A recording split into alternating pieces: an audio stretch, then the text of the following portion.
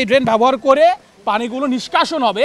দুঃখের বিষয় হচ্ছে ড্রেন থেকে সেই পানি চলে আসছে সড়কে। এই ঠিক আলোর মাঝেও যে একটা আধার রয়েছে তার প্রমাণ হচ্ছে এই অলিতে গলিতে যে সড়কগুলো রয়েছে, এই গুড়ি গুড়ি বৃষ্টিতেই কিন্তু বাড়ির যে নিচতলার যে বাড়ির গেটটি রয়েছে সেই ভিতরে কিন্তু পানি কিন্তু প্রবেশ করেছে। বৃষ্টি জমার পানি আটকে যায় সবসময় আটকে যায় পানি।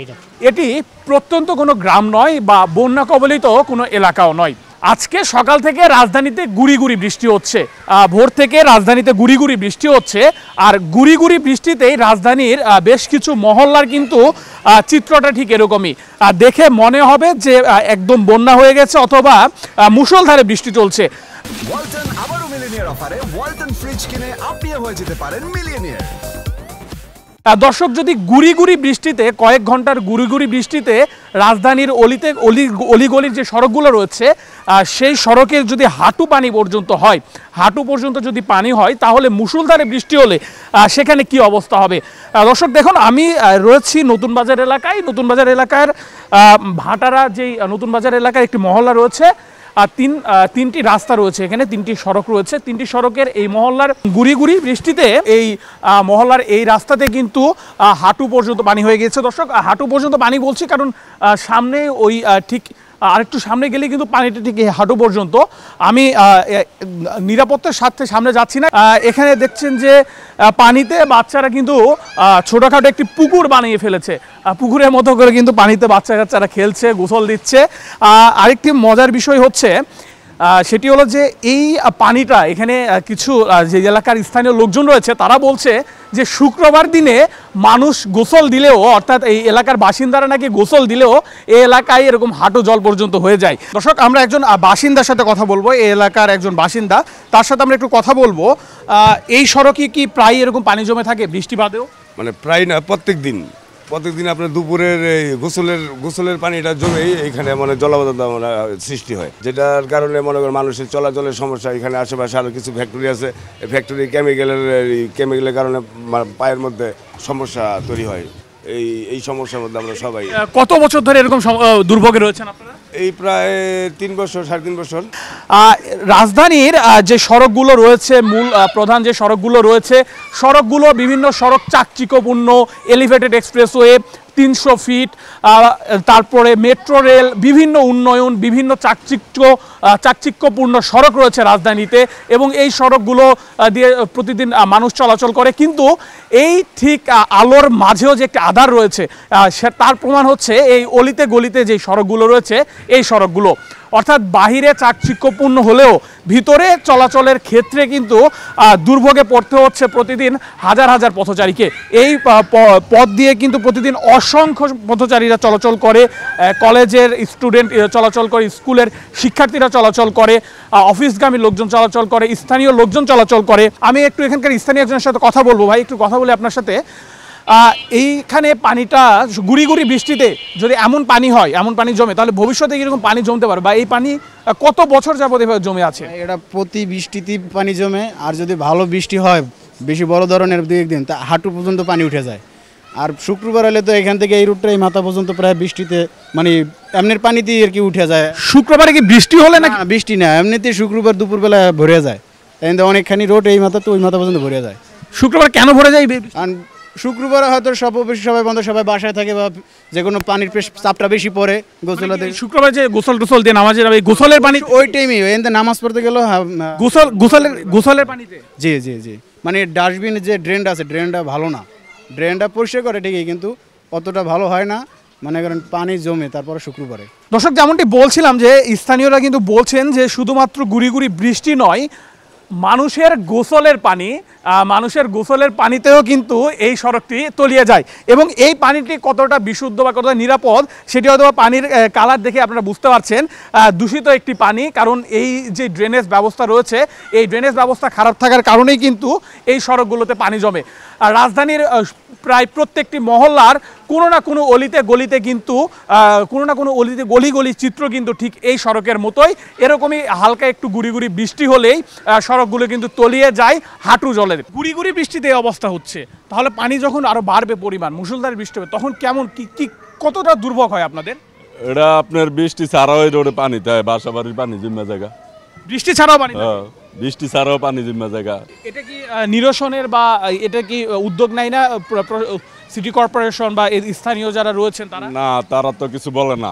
এই পাশের সড়কটি দেখেন, এটি হচ্ছে একটি সড়ক এবং এই সড়কেরও কিন্তু একই অবস্থা।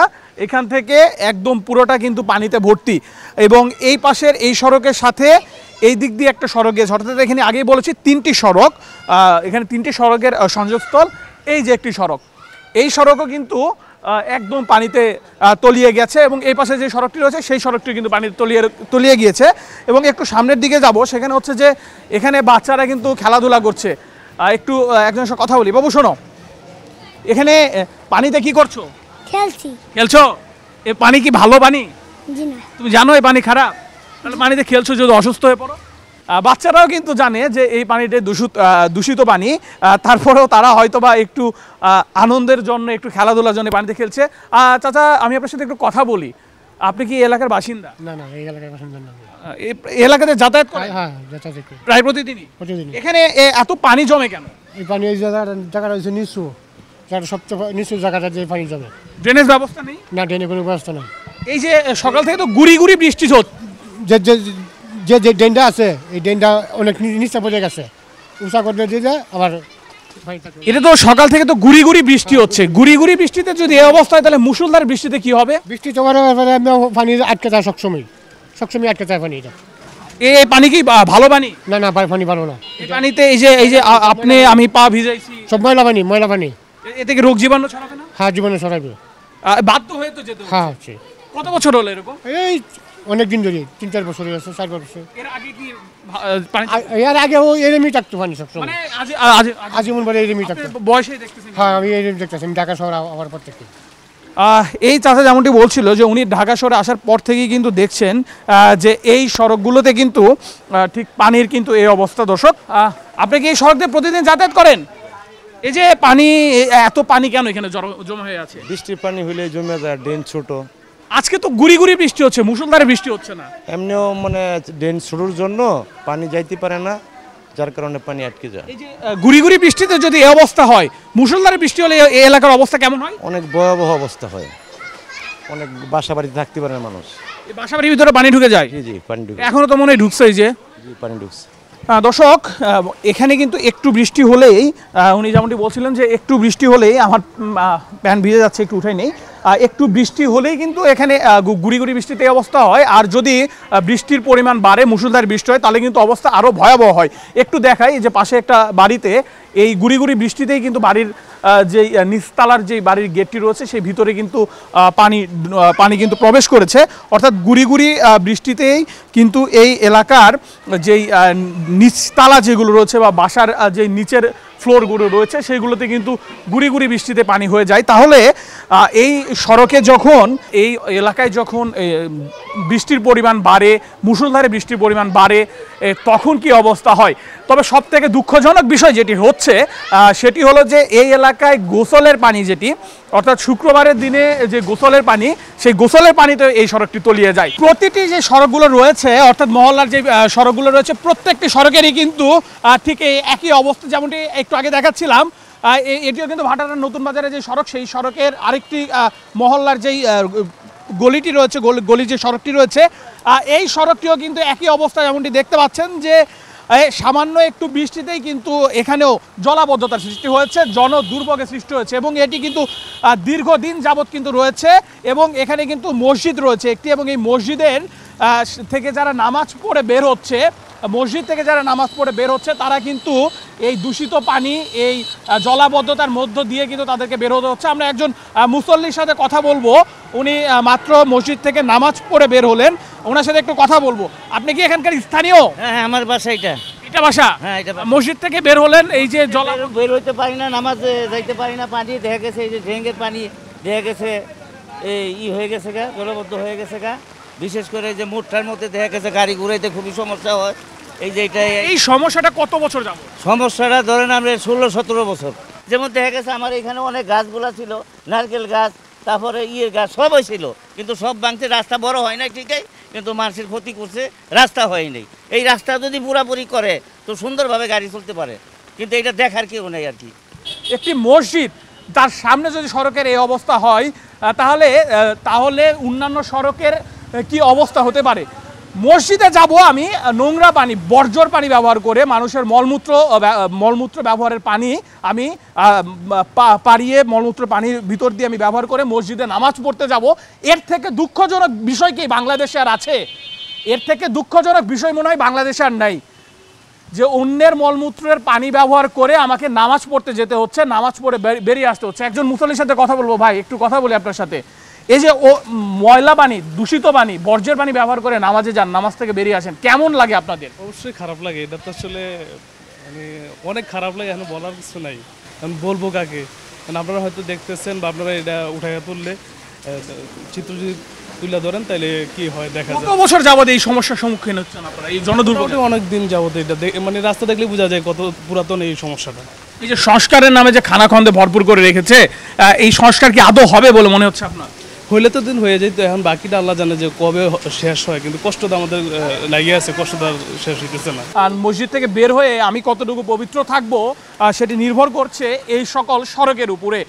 একজন মুসল্লির কথাটা হয়তোবা আপনাদের হৃদয় পর্যন্ত পৌঁছাবে না, যারা এখানে রয়েছে, যারা এই সকল দায়িত্বে রয়েছে বা দেখার জন্য যাদেরকে রাখা হয়েছে, জনপ্রতিনিধিরা যাদেরকে জনগণ রেখেছে, কর্তা ব্যক্তিরা রয়েছেন যারা এ সকল বিষয় দেখার কথা, তাদের হয়তোবা হৃদয়ে লাগবে না, তবে আমার মতো লোকের হৃদয়ে লাগে, আপনাদের মতো দর্শকদের মতো যারা রয়েছেন তাদের হৃদয়ে লাগে যে আমি নোংরা পানি ব্যবহার করে অপবিত্র হয়ে মসজিদে ঢুকছি। এর থেকে হয়তোবা চাইলেও আমি পবিত্রতা নিয়ে মসজিদে ঢুকতে পারছি না।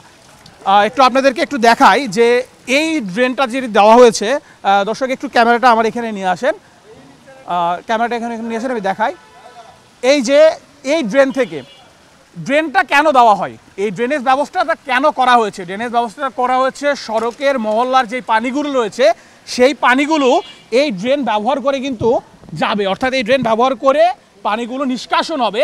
দুঃখের বিষয় হচ্ছে ড্রেন থেকে সেই পানি চলে আসছে সড়কে, জলাবদ্ধতার সৃষ্টি হচ্ছে সড়কে। যে ড্রেন দিয়ে পানি নিষ্কাশন হওয়ার কথা সেই ড্রেন দিয়ে এরকম কালো দূষিত ময়লা পানি কিন্তু সড়কে প্রবেশ করছে।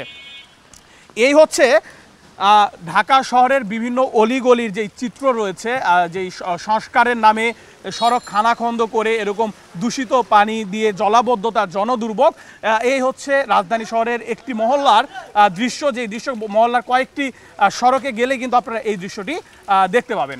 রাজধানী শহরে কয়েক ঘন্টার ঝিরিঝিরি বৃষ্টিতেই যদি এই সড়কগুলো এভাবে তলিয়ে যায় তাহলে মুষলধারে বৃষ্টিতে কেমন জলাবদ্ধতা সৃষ্টি হয় সেই প্রশ্ন রেখে গেলাম আপনাদের কাছেই। নেহাল আহমেদ প্রান্ত, বাংলাদেশ প্রতিদিন, ঢাকা।